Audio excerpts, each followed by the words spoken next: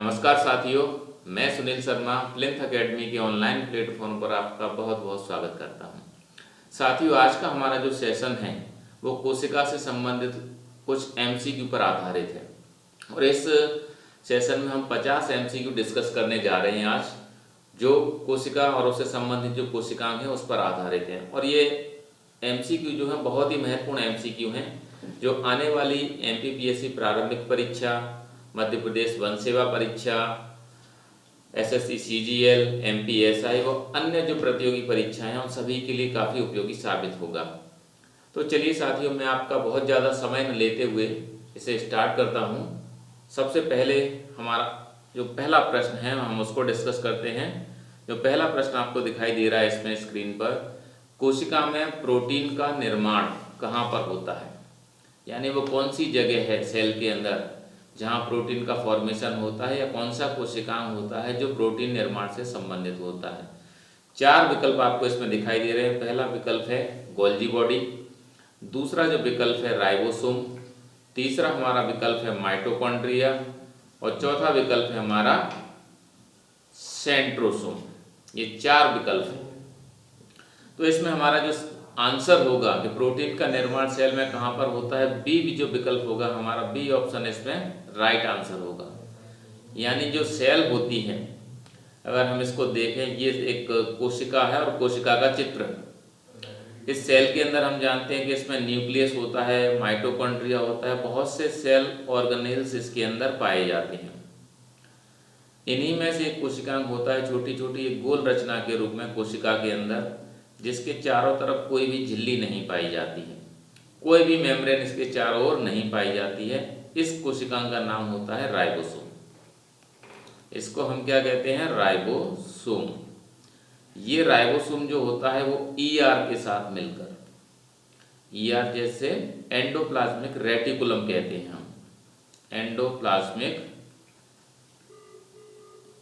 Reticulum, या हिंदी में जिसको अंतःप्रद्रवी जालिका के रूप में भी जाना जाता है। तो राइबोसोम जो होता है ईआर के साथ मिलकर क्या करते हैं, प्रोटीन संश्लेषण जो होता है उसमें भूमिका अदा करता है।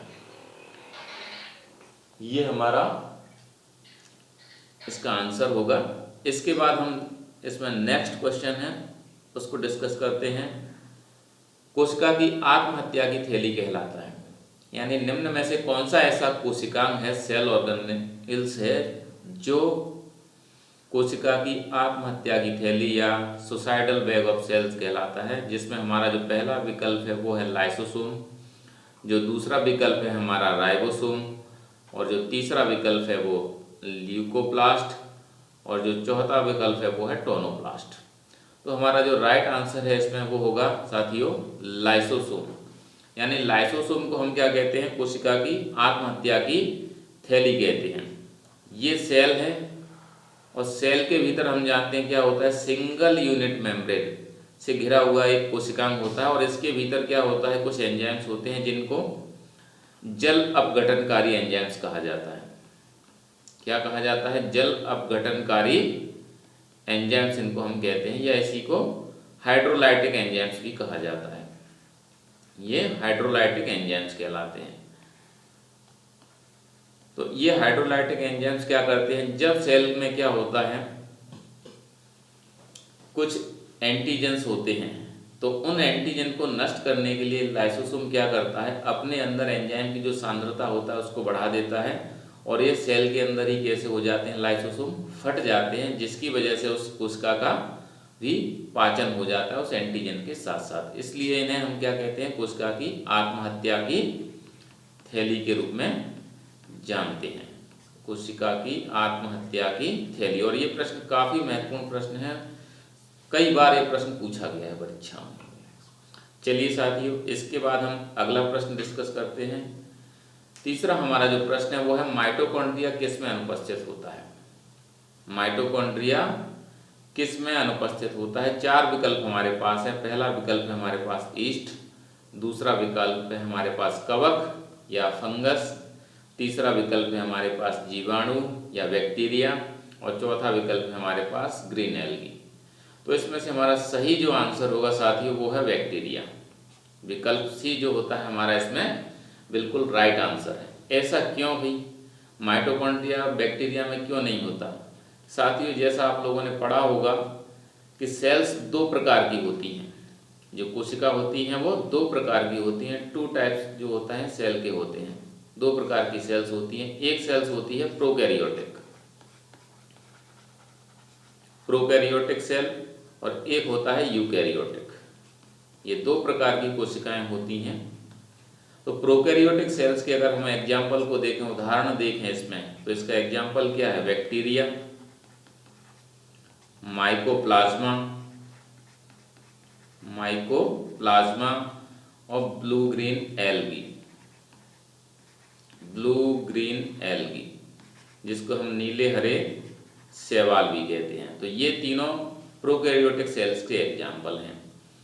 अब जैसा हम जानते हैं कि जो प्रोकैरियोटिक सेल्स होती हैं, प्रोकैरियोटिक सेल्स में क्या होता है, झिल्ली से घिरे हुए जो कोशिकाएं होते हैं वो अनुपस्थित होते हैं, और जो केंद्रक भी होता है इनमें कैसा होता है, डबल मेम्ब्रेन इसके चारों ओर नहीं पाई जाती है, यानी अविकसित प्रकार का नाभिक इसमें पाया जाता है। तो जैसा केंद्रक के चारों ओर इसमें मेम्ब्रेन नहीं होती है, वैसे ही इसमें माइटोकॉन्ड्रिया है,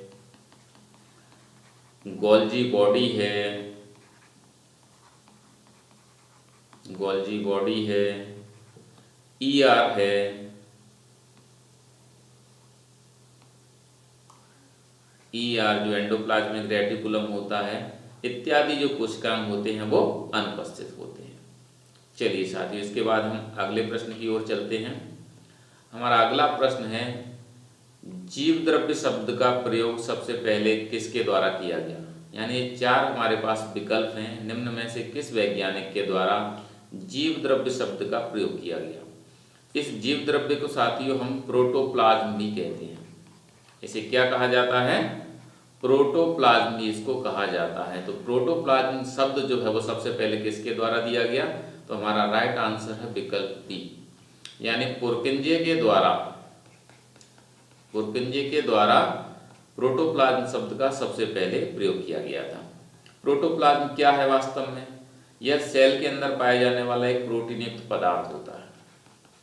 क्या है प्रोटोप्लाज्म? कोशिका के अंदर पाए जाने वाला एक प्रोटीन युक्त पदार्थ होता है, जिसमें कुछ कार्बनिक पदार्थ होते हैं और कुछ अकार्बनिक पदार्थ पाए जाते हैं, यानी इसमें ऑर्गेनिक और इनऑर्गेनिक सब्सटेंस होते हैं, जिनसे इसका क्या होता है, निर्माण होता है।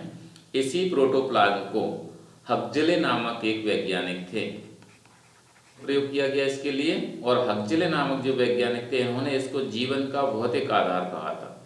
क्या कहा था? जीवन का भौतिक आधार इसको हक्सले के द्वारा कहा गया, यानी फिजिकल बेसिस ऑफ लाइफ, ये हक्सले के द्वारा इसके लिए संज्ञा दी गई थी। तो ये विकल्प हमको यहाँ पर इस तरीके से ध्यान रखना है साथियों कि प्रोटोप्लाज्म सबसे पहले पुरकिंजे के द्वारा यूज किया गया ये जो टर्म है, और हक्सले ने इसको जीवन का भौतिक आधार कहा था, फिजिकल बेसिस ऑफ लाइफ इसको कहा। चलिए साथियों, इसके बाद हम अगले प्रश्न की ओर चलते हैं। जीव द्रव्य का जीवन का भौतिक आधार है। जीव द्रव्य जीवन का भौतिक आधार है, ये किसने कहा था? देखिए साथियों, इसे हमने अभी अपने पिछले प्रश्न में इसको डिस्कस किया था कि हक्सले नामक जो वैज्ञानिक थे, जो विकल्प हमारा सी है, हक्सले वैज्ञानिक के द्वारा प्रोटोप्लाज्म को क्या कहा गया था? जीवन का भौतिक आधार, यानी कि फिजिकल बेसिस ऑफ लाइफ। जो फिजिकल बेसिस ऑफ लाइफ, ये जो संज्ञा है प्रोटोप्लाज्म के लिए वो किसके द्वारा दी गई थी? ये संज्ञा हक्सले के द्वारा दी गई थी। चलिए साथियों, अगले प्रश्न की ओर चलते हैं। ईआर की खोज किसने की? हमारा अगला जो प्रश्न है कि जो ईआर, या जिसको हम एंडोप्लाज्मिक रेटिकुलम भी कहते हैं, हिंदी में इसको अंतःप्रद्रव्य जालक या जालिका कहा जाता है, इसकी खोज किसके द्वारा की गई? चार विकल्प हमारे पास हैं। एक है सुटन, दूसरा विकल्प है पोर्टर, विकल्प सी में दिया है वॉटसन, और विकल्प डी में दिया है रॉबर्ट्स। तो हमारा जो राइट आंसर है वो है पोर्टर। पोर्टर ने ईआर की जो खोज है वो इनके द्वारा की गई थी। और ये एक झिल्लियों का बना हुआ क्या होता है? जाल होता है। यह क्या होता है वास्तव में? ईआर जो झिल्ली होती हैं, मेम्ब्रेन होते हैं, इन मेम्ब्रेन से बना हुआ एक जाल है, झिल्लियों से बना हुआ क्या होता है, एक जाल होता है। अगर हम इसको देखें ये एंडोप्लाज्मिक रेटिकुलम को, तो सेल के अंदर एक मेम्ब्रेनस नेट होता है जो क्या कहलाता है, ईआर कहलाता है। अब इस ईआर पर क्या होता है, ये अगर इसको थोड़ा सा हमें इसको डायग्राम के रूप में देखें कुछ इस तरीके का,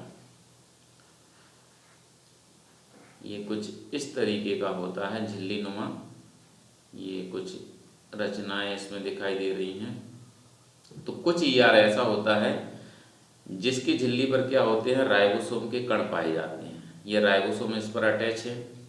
और कुछ ईआर जो होता है जिसकी झिल्ली पर क्या होंगे, राइबोसोम के कण नहीं पाए जाते हैं। तो ईआर का वह हिस्सा जिस पर क्या होता है, राइबोसोम के कण जुड़े रहते हैं, वह रफ ईआर कहलाता है। इसे हम क्या कहते हैं, खुरदरा ईआर या रफ ईआर कहते हैं। और इसके बाद बाकी जिस पर ये राइबोसोम के पार्टिकल्स नहीं हैं, ये राइबोसोम इस पर अटैच नहीं है, उसको कहते हैं स्मूथ ईआर या चिकना ईआर। जैसे आणविक जीव विज्ञान केंद्र कहाँ स्थित है, हमारे पास 4 विकल्प हैं इसके लिए। पहला विकल्प है मुंबई, दूसरा विकल्प है कोलकाता, तीसरा विकल्प है बेंगलोर और चौथा है हैदराबाद। तो हमारा जो राइट आंसर है वो है हैदराबाद, यानी विकल्प डी इसका सही आंसर है। यानी कि हैदराबाद में centre for cellular and molecular biology स्थित है। इसके बाद हम अगले प्रश्न की ओर चलते हैं और अगला प्रश्न है, न्यूक्लियस के बाहर डीएनए कहाँ पाया जाता है। जो केंद्रक होता है, केंद्रक के बाहर डीएनए कहाँ मिलता है। सामान्यतः साथियों हम जानते हैं कि ये सेल और सेल के अंदर क्या होता है, न्यूक्लियस होता है। और न्यूक्लियस में क्या होता है, क्रोमेटिन मटेरियल होता है। और इस क्रोमेटिन मटेरियल जो होता है, इसमें ये धागे जैसी रचनाएं हैं। क्रोमेटिन मटेरियल के अंदर क्या होता है, डीएनए होता है। यानी जो गुणसूत्र होते हैं वो डीएनए से बने होते हैं। लेकिन कुछ ऐसे कोशिकांग भी हैं जिनमें भी डीएनए पाया जाता है। तो इसमें हमारे पास 4 विकल्प दिए गए हैं। पहला जो विकल्प है वो गोल्जी बॉडी है, दूसरा विकल्प हमारे पास राइबोसोम है, और तीसरा विकल्प हमारे पास माइटोकॉन्ड्रिया है, और चौथा विकल्प हमारे पास अंतःप्रद्रव्य जालिका या ईआर। तो साथियों इसमें हमारा जो राइट आंसर है वो है माइटोकॉन्ड्रिया। देखिए जो माइटोकॉन्ड्रिया होता है, इस माइटोकॉन्ड्रिया में क्या होता है, 2 मेम्ब्रेन होती है, एक बाहरी झिल्ली जिसको आउटर मेम्ब्रेन कह रहे हैं और एक इनर मेम्ब्रेन। तो इसकी जो इनर मेम्ब्रेन होती है ये फोल्डेड हो जाती है और फिंगर लाइक उभार हिस्से बन जाते हैं जिसको हम कहते हैं क्रिस्टी। अब इसके भीतर एक द्रव होता है ये, जिसको कहते हैं मैट्रिक्स। ये जो द्रव है इसके भीतर, वो द्रव कहलाता है मैट्रिक्स। इस मैट्रिक्स में यहाँ पर क्या होता है, डीएनए पाया जाता है। तो केंद्रक के अलावा जो डीएनए होता है, एक तो माइटोकॉन्ड्रिया में होता है, साथ ही साथ जो हरित लवक होता है, जो हरित लवक होता है या जिसे हम क्लोरोप्लास्ट कहते हैं, उस क्लोरोप्लास्ट में भी क्या होता है, डीएनए होता है। चलिए साथियों इसके बाद हम अगले प्रश्न की ओर चलते हैं। निम्न में से किस कोशिका अंगक से लाइसोसोम का निर्माण होता है, लाइसोसोम बनता है। 4 विकल्प है साथियों हमारे पास। पहला विकल्प है केंद्रक जिसको न्यूक्लियस कहते हैं, दूसरा विकल्प है ईआर एंडोप्लाज्मिक रेटिकुलम या अंतःप्रद्रव्य जालिका, और जो तीसरा विकल्प है वो गोल्जिका या गोल्जी बॉडी, और चौथा विकल्प है राइबोसोम। तो हमारा जो राइट आंसर है साथियों इसमें वो है गोल्जिका। यानी गोल्जी बॉडी जो होती है वो क्या बनाती है, ये इस तरीके की एक संरचना होती है जिसको गोल्जी बॉडी कहा जाता है।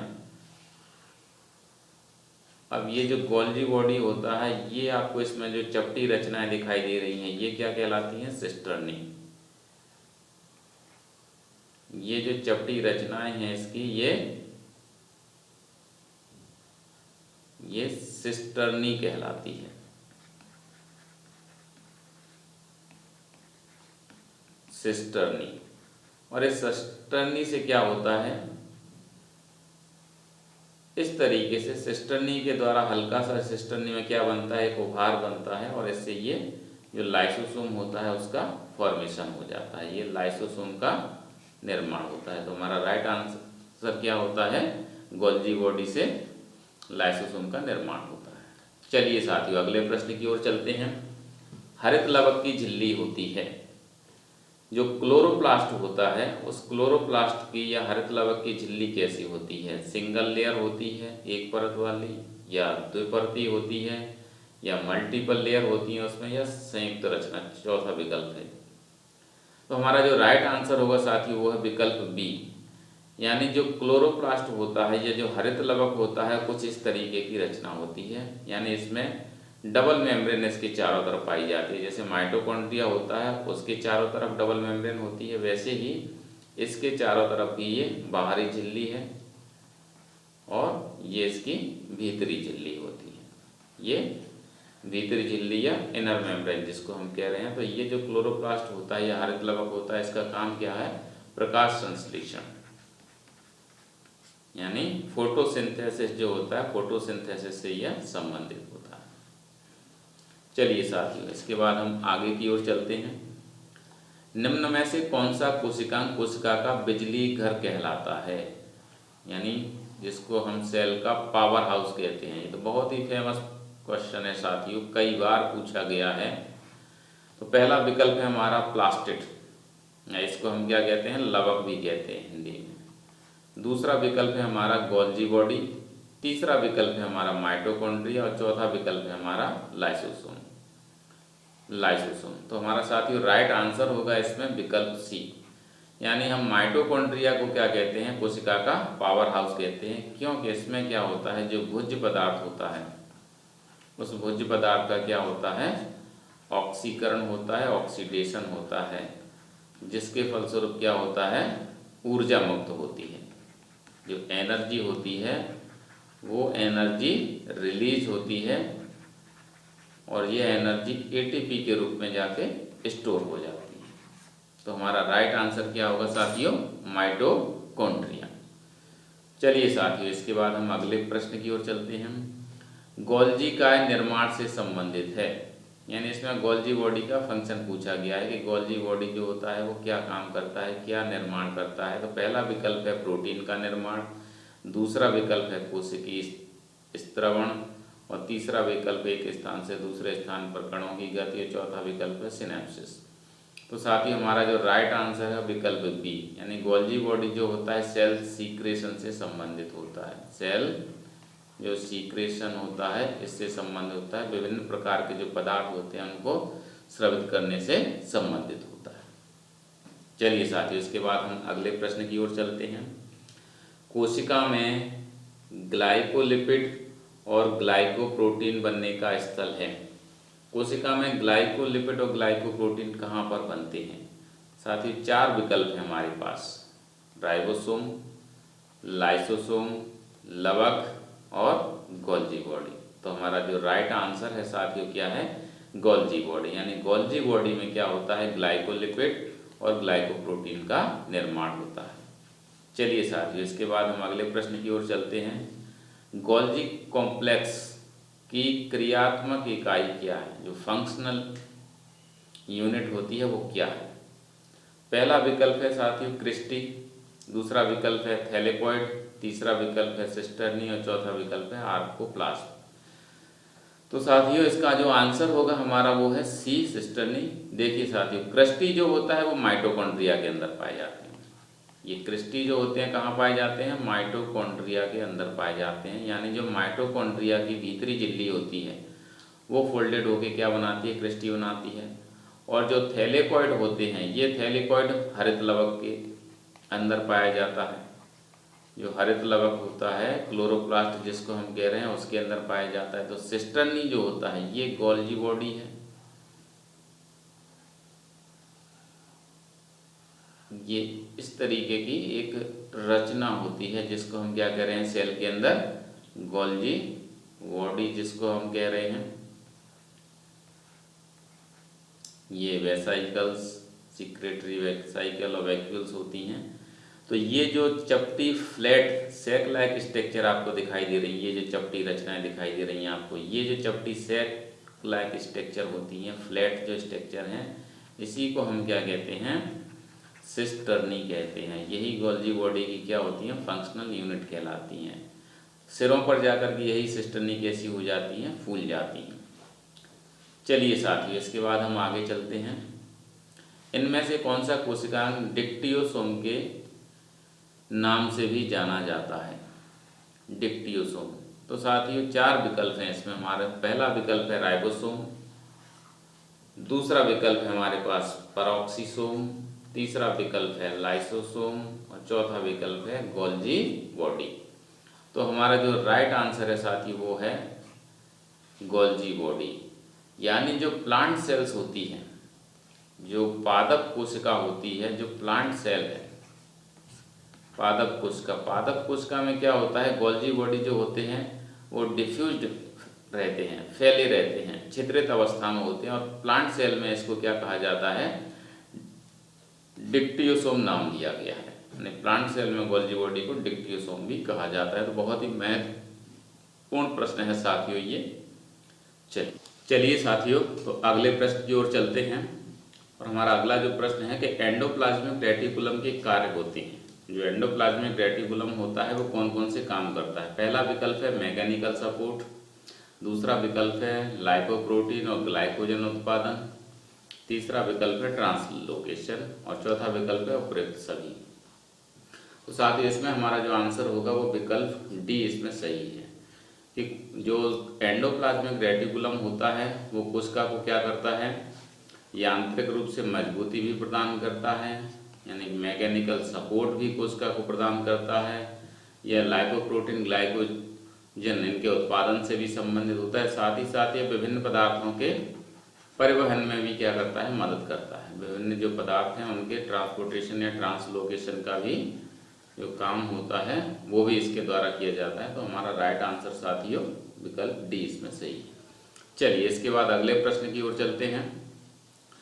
चिकने ईआर निष्पादन करता है, यानी जो चिकना ईआर होता है उसका काम क्या है।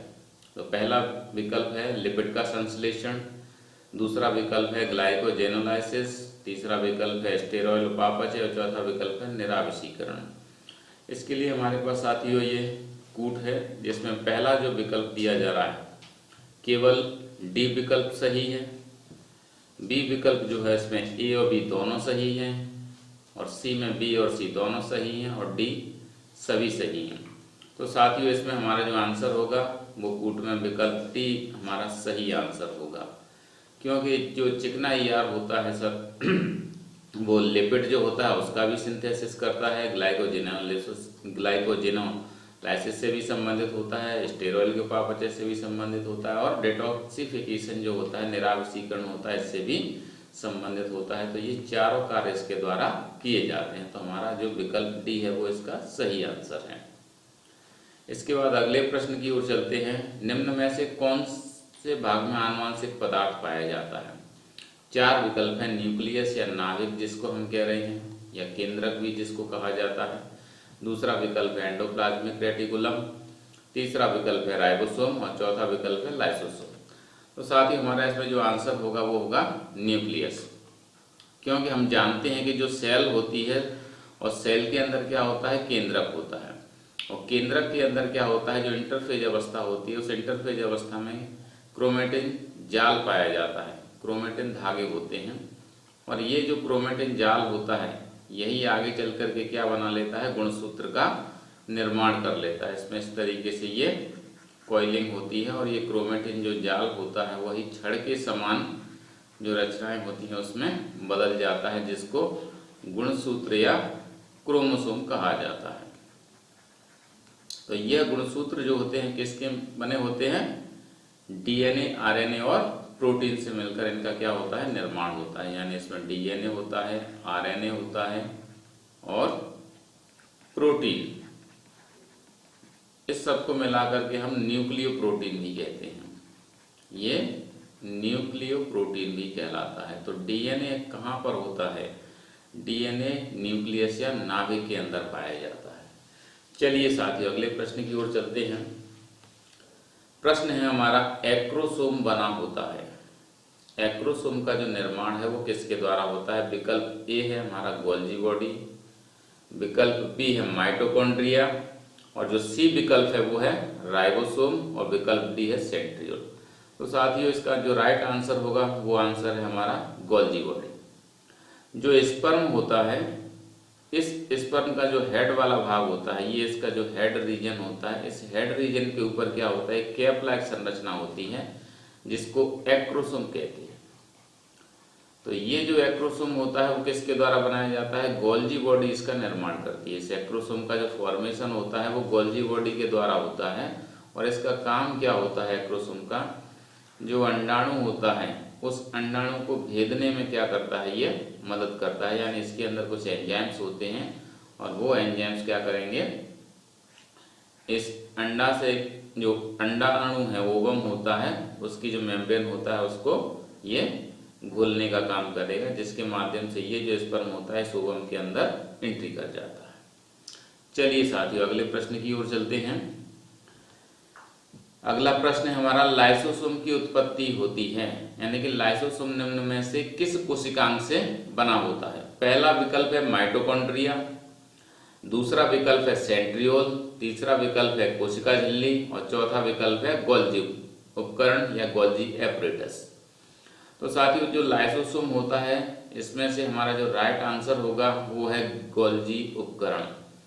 यानी जो गोल्जी बॉडी होती है ये कुछ चपटी इस तरीके की थैलीनुमा रचनाएं होती हैं, सैक लाइक स्ट्रक्चर। इन सैक लाइक स्ट्रक्चर में इसकी जो फॉर्मिंग सरफेस होती है उस फेस के द्वारा क्या होता है, ये जो लाइसोसोम होता है उसका निर्माण होता है। तो हमारा जो राइट आंसर होगा इसमें वो क्या होगा, गोल्जी एपरेटस। यानी कि जो गोल्जी बॉडी की सिस्टर्नी होती है उस सिस्टर्नी से क्या बनता है, ये प्राथमिक लाइसोसोम बन जाता है और ये प्राइमरी लाइसोसोम आगे फूड वैक्यूल से जुड़ जाता है और ये सेकेंडरी लाइसोसोम बना लेता है। फूड वैक्यूल से जुड़ करके सेकेंडरी लाइसोसोम भी बना लेता है। फिर इसके बाद रेसिडुअल बॉडी और ये ऑटोफैगोसोम। यानी लाइसोसोम एक बहुरूपता दर्शाने वाला कोशिकांग होता है। चलिए साथियों अगली प्रश्न की ओर चलते हैं। राइबोसोम की संरचना होती है, यानी राइबोसोम जो होता है वो किस किस से मिलकर के बना होता है। तो साथियों जैसा हम जानते हैं कि जो राइबोसोम होता है यह प्रोकैरियोटिक सेल और यूकैरियोटिक सेल, प्रोकैरियोटिक सेल और दूसरी जो यूकैरियोटिक सेल होती है, दोनों प्रकार की सेल्स में पाए जाने वाला कोशिकांग होता है। प्रोकैरियोट्स में यह 70S प्रकार का होता है जबकि यूकैरियोट में यह 80S प्रकार का होता है। तो अगर हम इसके संरचना की बात करें कि इसमें कौन से सब्सटेंस होते हैं, तो यह आरएनए और प्रोटीन इन दो से मिलकर के क्या होता है, इसका निर्माण होता है। तो हमारा जो सही आंसर होगा साथियों वो विकल्प बी होगा। अगले प्रश्न की ओर हम आगे बढ़ते हैं। वृत्ताकार डीएनए अणु पाया जाता है। जो वृत्ताकार डीएनए अणु होता है यानी किसमें है ये, पहला विकल्प है बैक्टीरिया या जिसको हम जीवाणु भी कहते हैं। इसके बाद है दूसरा विकल्प हमारा हरित लवक या जिसको हम क्लोरोप्लास्ट भी कहते हैं। तीसरा विकल्प है माइटोकॉन्ड्रिया और चौथा विकल्प है इनमें से सभी में। तो साथियों जो बैक्टीरिया है, ये बैक्टीरिया जो होता है वो कैसा होता है, प्रोकैरियोटिक सेल होता है। जो बैक्टीरिया होता है ये क्या है, प्रोकैरियोटिक जो सेल होता है। और हम जानते हैं साथियों कि जो प्रोकैरियोटिक सेल होती है उसका जो डीएनए होता है वो कैसा होता है, सर्कुलर होता है। उसमें सर्कुलर और डबल स्ट्रैंडेड डीएनए होता है। जबकि जो यूकैरियोटिक सेल्स होती हैं उसमें जो डीएनए होता है वो कैसा होता है, रेखीय प्रकार का होता है, लीनियर डीएनए होता है। ठीक है, तो हमारा जो राइट आंसर है साथियों वो क्या होगा इस प्रश्न का, बैक्टीरिया। बैक्टीरिया क्या है, एक साथियों इस प्रश्न का आंसर जो होगा हमारा वो है डी। जो सर्कुलर जो डीएनए है वो बैक्टीरिया, क्लोरोप्लास्ट, माइटोकॉन्ड्रिया और इनमें से सभी में, इसमें हमारा जो विकल्प होगा साथियों वो डी विकल्प सही होगा। क्योंकि जो बैक्टीरिया है ये प्रोकैरियोटिक सेल है जो माइटोकॉन्ड्रिया होता है इसमें भी जो डीएनए होता है वो भी सर्कुलर होता है। जो हरित लवक होता है क्लोरोप्लास्ट, इसमें जो डीएनए होता है वो भी सर्कुलर डीएनए पाया जाता है। यानी इन तीनों में जो डीएनए होता है वो सर्कुलर या वृत्ताकार प्रकार का डीएनए होता है। तो हमारा जो आंसर होगा वो विकल्प डी इसमें सही होगा। चलिए साथियों, इसके बाद हम अगले प्रश्न की ओर चलते हैं। ऑटोफैजिक वैक्यूल होते हैं। ऑटोफैजिक वैक्यूल जो होता है किसको कहा जाता है? लाइसोसोम को, राइबोसोम को, सेंट्रोसोम को या माइक्रोसोम को? तो साथियों जो हमारा इसमें राइट आंसर है वो है लाइसोसोम। क्यों? कि लाइसोसोम जो होता है कोशिका के अंदर पाया जाने वाला ऐसा कोशिकांग होता है जो क्या करता है? बहुरूपता दर्शाता है। बहुरूपता दर्शाता है यानी एक से ज्यादा रूपों में पाया जाता है। सामान्यतः अगर हम देखें सेल में तो यह, अगर इसको सेल के अंदर देखें तो लाइसोसोम जो होता है वो 4 प्रकार का होता है। 4 प्रकार का होता है। प्राथमिक लाइसोसोम, जिसको हम प्राइमरी लाइसोसोम भी कहते हैं, प्राइमरी लाइसोसोम भी कहते हैं। इसके बाद सेकेंडरी या द्वितीयक लाइसोसोम, द्वितीयक लाइसोसोम, और जो तीसरा होता है उसको हम अवशिष्ट काय या रेसिडुअल बॉडी कहते हैं। अवशिष्ट काय या रेसिडुअल बॉडी। और जो चौथे प्रकार का जो लाइसोसोम होता है वो होता है ऑटोफैगोसोम। चौथा जो लाइसोसोम होता है उसे कहते हैं ऑटोफैगोसोम। ऑटोफैगोसोम या ऑटोफैजिक वैक्यूल। तो हमारा जो राइट आंसर है साथियों इसका वो है ए विकल्प इसमें सही है। चलिए साथियों, इसके बाद अगले प्रश्न की ओर चलते हैं। कौन सा कोशिकांग बहुरूपता प्रदर्शित करता है? देखिए साथियों, अभी हमने पिछले प्रश्न में इसको डिस्कस किया हुआ है कि निम्न में से कौन सा कोशिकांग बहुरूपता दर्शाता है? केंद्रक, माइटोकॉन्ड्रिया, लाइसोसोम या राइबोसोम? तो हमारा जो सही आंसर है वो है लाइसोसोम विकल्प इसमें बिल्कुल सही होगा। चलिए साथियों, अगले प्रश्न की ओर बढ़ते हैं। लाइसोसोम को सुसाइडल बैग कहते हैं क्योंकि उनमें होता है जल अपघटनीय एंजाइम, जल अपघटनीय एंजाइम, पराजीवी अभिक्रिया, भोजन रसधानी, अपपाचन एंजाइम। तो साथियों इसका जो आंसर होगा हमारा विकल्प ए इसमें सही होगा। देखिए साथियों, जो लाइसोसोम होता है यह ऐसा कोशिकांग होता है जिसके चारों तरफ सिंगल यूनिट मेम्ब्रेन होती है। क्या होती है? सिंगल यूनिट जो मेम्ब्रेन है वो इसके चारों तरफ पाई जाती है। इसके चारों तरफ सिंगल यूनिट मेम्ब्रेन यानी कि इकाई झिल्ली होती है और ये ऐसा कोशिकांग होता है जो इकाई झिल्ली से घिरा हुआ है। तो एक प्रश्न यहाँ पर यह भी बनता है कि निम्न में से कौन सा ऐसा कोशिकांग है जिसके चारों ओर सिंगल यूनिट मेम्ब्रेन पाई जाती है। अब इस मेम्ब्रेन के भीतर इसमें क्या होते हैं? कुछ एंजाइम्स भरे होते हैं और ये एंजाइम्स जो होते हैं वो अम्लीय माध्यम में काम करते हैं। किस माध्यम में काम करते हैं? अम्लीय माध्यम में यह काम करते हैं और इन एंजाइम्स को जल अपघटनकारी या हाइड्रोलाइटिक एंजाइम्स कहा जाता है। जल अपघटनकारी या हाइड्रोलाइटिक एंजाइम्स इनको कहा जाता है।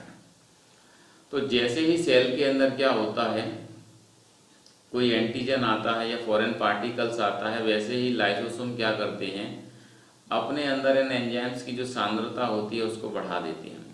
या कभी कभी क्या होता है, जब सेल जो एजिंग की ओर जाती है यानी कि जो वृद्धावस्था होती है उस ओर जाती है, जब कोशिका का कोई काम नहीं होता है, तो उस समय ये सेल लाइसोसोम को एक ऐसा संदेश देती है भाई कि अब उसके नष्ट होने का समय आ गया है। तो उस स्थिति में लाइसोसोम अपने अंदर क्या करते हैं? इन एंजाइम की सांद्रता को बढ़ा देते हैं, जिसकी वजह से क्या होता है, ये जो झिल्ली होती है इनके चारों ओर वो झिल्ली फट जाती है और जो एंजाइम्स होते हैं वो बाहर की ओर रिलीज हो जाते हैं, जो अन्य कोशिकांगों के साथ साथ क्या करते हैं? पूरी की पूरी जो सेल होती है उसको ही डाइजेस्ट कर देते हैं। इसलिए इन्हें क्या कहा जाता है? कोशिका की आत्महत्या की थैली कहा जाता है। तो इसका हमारा जो सही आंसर होगा विकल्प ए सही है।